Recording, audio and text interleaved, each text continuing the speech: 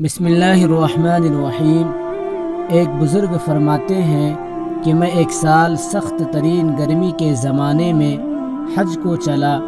لو بڑی شدت سے چلتی تھی۔ ایک دن جب میں وسط جہاز میں پہنچا تو اتفاق سے بچھڑ گیا اور مجھے کچھ غنودگی سی آ گئی۔ دفعتاً آنکھ جو کھلی تو اس جنگل بیاباں میں ایک آدمی نظر آیا، تو میں جلدی اس کی طرف چلا تو دیکھا ایک کمسن لڑکا تھا جس کی داڑھی بھی نہ نکلی تھی اور اس قدر حسین کہ گویا 14ویں رات کا چاند ہے، بلکہ دوپہر کا سورج اس پر ناز و نعمت کے کرشمے چمک رہے ہیں۔ میں نے اس کو سلام کیا۔ اس نے کہا ابراہیم۔ وعلیکم السلام۔ میرا نام لینے پر مجھے انتہائی حیرت ہوئی اور مجھ سے سکوت نہ ہو سکا۔ میں نے بڑے تعجب سے پوچھا کہ صاحبزادے، تجھے میرا نام کس طرح معلوم ہوا؟ تو نے تو مجھے کبھی دیکھا بھی نہیں۔ کہنے لگا ابراہیم، جب سے مجھے معرفت حاصل ہوئی میں انجان نہیں بنا، اور جب سے مجھے وصال نصیب ہوا کبھی فراق نہیں ہوا۔ میں نے پوچھا، اس سخت گرمی میں اس جنگل میں تجھے کیا مجبوری کھینچ کر لائی ہے؟ کہنے لگا ابراہیم، اس کے سوا میں نے کبھی کسی سے انس پیدا نہیں کیا اور نہ اس کے سوا کسی کو ساتھی اور رفیق بنایا۔ میں اس کی طرف صرف بالکلیہ منتقل ہو چکا ہوں اور اس کے معبود ہونے کا اقرار کر چکا ہوں۔ میں نے پوچھا کہ تیرے کھانے پینے کا ذریعہ کیا ہے؟ کہنے لگا محبوب نے اپنے ذمہ لے رکھا ہے۔ میں نے کہا خدا کی قسم، مجھے ان عوارض کی جگہ سے جو میں نے ذکر کیے تیری جان کے ہلاک ہونے کا اندیشہ ہے۔ تو اس نے روتے ہوئے کہا کہ اس کی آنکھوں سے آنسوؤں کی لڑی موتیوں کی طرح سے اس کے رخساروں پر پڑ رہی تھی۔ چند شعر پڑھے جس کا ترجمہ یہ ہے، کون شخص ڈرا سکتا ہے مجھ کو جنگل کی سختی سے، حالانکہ میں اس جنگل کو اپنے محبوب کی طرف چل کر قطع کر رہا ہوں اور اس پر ایمان لا چکا ہوں۔ مجھ کو بے چین کر رہا ہے اور شوق ابھارے لیے جاتا ہے، اور اللہ تعالیٰ کا چاہنے والا کبھی کسی آدمی سے نہیں ڈر سکتا۔ اگر مجھے بھوک لگے گی تو اللہ کا ذکر میرا پیٹ بھرے گا، اور اللہ کی حمد کی وجہ سے میں پیاسا نہیں ہو سکتا، اور اگر میں ضعیف ہوں تو اس کا عشق مجھے حجاز سے خراسان تک یعنی یورپ سے پچھم تک لے جا سکتا ہے۔ تو میرے بچپن کی وجہ سے مجھے حقیر سمجھتا ہے۔ اپنی ملامت کو چھوڑ، جو ہونا تھا ہو چکا۔ میں نے پوچھا، تجھے خدا کی قسم اپنی صحیح عمر بتا کیا ہے؟ کہنے لگا، تو نے بڑی سخت قسم مجھے دے دی جو میرے نزدیک بہت ہی بڑی ہے۔ میری عمر 12 برس کی ہے۔ پھر وہ کہنے لگا، ابراہیم، تجھے میری عمر پوچھنے کی کیا ضرورت پیش آئی؟ میں نے کہا، مجھے تیری باتوں نے حیرت میں ڈال دیا۔ کہنے لگا، اللہ کا شکر ہے، اس نے بہت نعمتیں عطا فرمائی ہیں کہ اس نے اپنے بہت سے مومن بندوں سے افضل بنایا۔ ابراہیم کہتے ہیں کہ مجھے اس کے حسن صورت اور حسن سیرت اور شعر کلام پر بڑا تعجب ہوا۔ میں نے کہا سبحان اللہ، انہوں نے کیسی کیسی صورتیں بنائی ہیں۔ تھوڑی دیر نیچے کو سر جھکا لیا، پھر اوپر کی طرف نظر اٹھا کر بہت ترچھی اور کڑوی نگاہ سے مجھے دیکھا اور چند شعر پڑھے جس کا ترجمہ یہ ہے، اگر میری سزا جہنم ہو تو میرے لیے ہلاکت ہے، اس وقت میری یہ رونق اور خوبصورتی کیا بنے گی؟ اس وقت میری ساری خوبیوں کو عذاب عیب دار بنا دے گا، اور جہنم میں طویل عرصہ تک رونا پڑے گا، اور جبار جل جلالہ یہ فرمائے گا، اور بدترین غلام میرے نافرمانوں میں ہے۔ تو نے دنیا میں میرا مقابلہ کیا، میری حکم عدولی کی، تو میرے عہد و پیمان کو جو ازل میں ہوئے تھے بھول گیا تھا، یا میری قیامت کی ملاقات کو بھول گیا تھا۔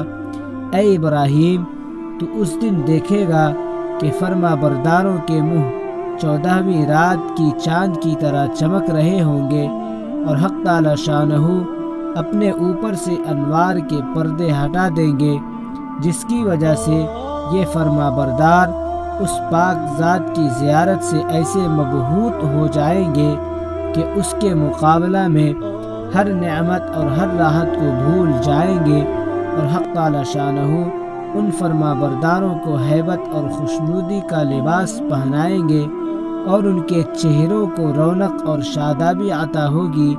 یہ اشعار پڑھ کر کہنے لگا، اے ابراہیم، مہجور وہ ہے جو دوست سے منقطع ہو گیا ہو، اور وصال اس کو حاصل ہے جس نے اللہ تعالیٰ کی اطاعت سے وافر حصہ لیا۔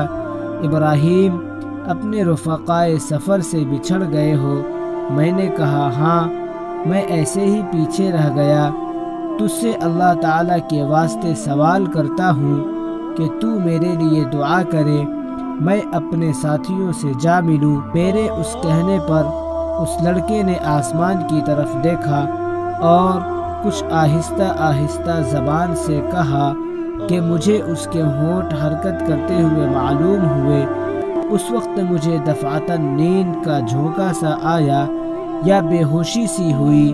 اس سے جو میں نے افاقہ پایا تو قافلے کے بیچ میں اونٹ پر اپنے آپ کو پایا، اور میرے اونٹ پر جو میرا ساتھی تھا وہ مجھ سے کہہ رہا تھا، ابراہیم ہوشیار ہو جاؤ۔ اور اس لڑکے کا مجھ کو کچھ پتہ نہ چلا کہ وہ آسمان پر چڑھ گیا یا زمین کے اندر اتر گیا۔ جب ہم سارا راستہ طے کر کے مکہ مکرمہ پہنچ گئے اور میں حرم شریف میں داخل ہوا تو کیا دیکھتا ہوں کہ وہ لڑکا کعبہ شریف کا پردہ پکڑے ہوئے رو رہا ہے اور چند شعر پڑھ رہا ہے، جن کا ترجمہ یہ ہے، میں کعبہ کا پردہ پکڑ رہا ہوں اور بیت اللہ کی زیارت بھی کر رہا ہوں، لیکن دل میں جو کچھ ہے اس راز کی بات کو تو خوب جانتا ہے۔ میں کعبہ کی طرف پیدل چل کر آیا ہوں اور کہیں سوار نہیں ہوا، اس لیے کہ میں باوجود اپنی کم سنی کے فریفتہ عاشق ہوں۔ میں بچپن ہی سے تجھ پہ مرنے لگا ہوں، جبکہ میں عشق کو جانتا بھی نہ تھا، اور اگر لوگ ملامت کریں کسی بات پر تو میں ابھی عشق کا طفل مکتب ہوں۔ اے اللہ، اگر میری موت کا وقت آ گیا ہو تو شاید میں تیرے وصل سے بہریاب ہو سکوں۔ اس کے بعد وہ بے اختیار سجدہ میں گر گیا اور میں دیکھتا رہا۔ اس کے بعد میں اس کے پاس گیا اور اس کو ہلایا تو وہ انتقال کر چکا تھا، رضی اللہ عنہ۔ ابراہیم رحمۃ اللہ علیہ کہتے ہیں کہ مجھے اس کے انتقال کا بڑا سخت صدمہ ہوا۔ میں وہاں سے اٹھ کر اپنی قیام گاہ پر آیا اور اس کے کفن دینے کے لیے کپڑا لیا اور مدد کے لیے ایک آدمی ساتھ لیے، اور وہاں پہنچا جہاں اس کو مردہ چھوڑ کر آیا تھا۔ اس کی لاش کا کہیں پتہ نہ چلا۔ وہاں دوسرے حاجیوں سے دریافت کیا، مگر کسی کو بھی پتہ نہ تھا کہ کسی نے اس کو دیکھا، تو میں سمجھا کہ اللہ تعالیٰ نے اس کو لوگوں کے آنکھوں سے پوشیدہ رکھا تھا۔ میں وہاں سے اپنی قیام گاہ پر واپس آ گیا اور مجھے کچھ غنودگی سی آ گئی۔ اس کو خواب میں دیکھا، وہ ایک بہت بڑے مجمع میں ہے اور سب سے پیش ہے، اور اس پر اس قدر نور چمک رہا ہے اور ایسے عمدہ جوڑے ہیں کہ ان کی صفت بیان میں نہیں آ سکتی ہے۔ میں نے اس سے پوچھا کہ تو وہی لڑکا ہے؟